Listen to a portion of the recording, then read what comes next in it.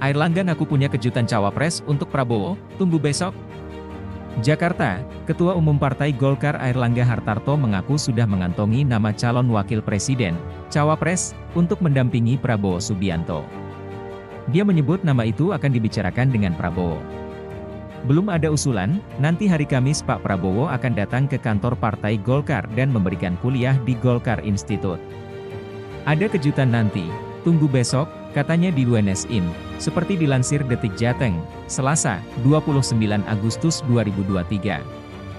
Lebih lanjut, Airlangga menegaskan sudah ada nama untuk menjadi cawapres dari Prabowo. Namun, dia memastikan usulan nama itu akan dibicarakan lagi dengan Prabowo. Kalau Golkar sudah jelas namanya, nanti akan dibicarakan. Nama cawapres, nanti, ucapnya. Ditanya mengenai nama wali kota Solo Gibran Rakabuming Raka menjadi cawapres, Airlangga menegaskan bahwa partainya telah menyiapkan nama cawapres. Kan kita sudah sampaikan, Gibran masuk radar cawapres, ungkapnya. Sementara itu mengenai nama koalisi Indonesia Maju, Airlangga menyebut dipilihnya nama koalisi tersebut karena sesuai harapan pada 2045 menjadi Indonesia Maju. Ya kan kemarin kembali 4 partai, Golkar, Gerindra, PKB dan PAN berkumpul dalam rangka ulang tahun PAN yang ke-25. Nah pada saat pertemuan itu di-launching nama koalisi karena pada pertemuan sebelumnya kita belum melaunching nama, dan kemarin di-launching namanya adalah Koalisi Indonesia Maju. Karena tahun 2045 Indonesia Maju, pungkasnya.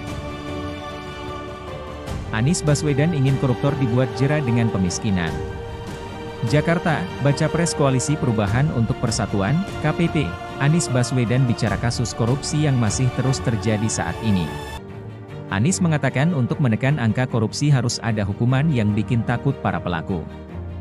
Hal itu diungkap Anies dalam pidatonya di Kuliah Kebangsaan FISIP UI, dengan tema, Hendak Kemana Indonesia Kita? Gagasan, Pengalaman dan Rancangan Para Pemimpin Masa Depan, di UI, Depok, Selasa, 29 Agustus 2023. Anies mengatakan hukuman yang menjerakan akan menimbulkan rasa takut bagi para pelaku. Ketika ada hukuman yang menjerakan, maka hukuman menjerakan itu akan bisa meredam greed dan itu menjadi rasa takut. Kata Anies.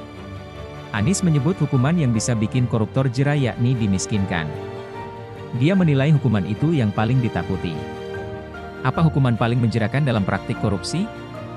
Dimiskinkan, diambil hartanya, disita hartanya karena itu yang paling ditakuti oleh semua koruptor, paparnya.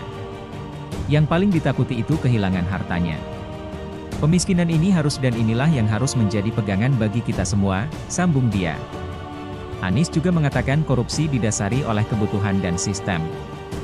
Dia pun menuturkan jika hal-hal itu perlu diperbaiki. Korupsi karena kebutuhan biasanya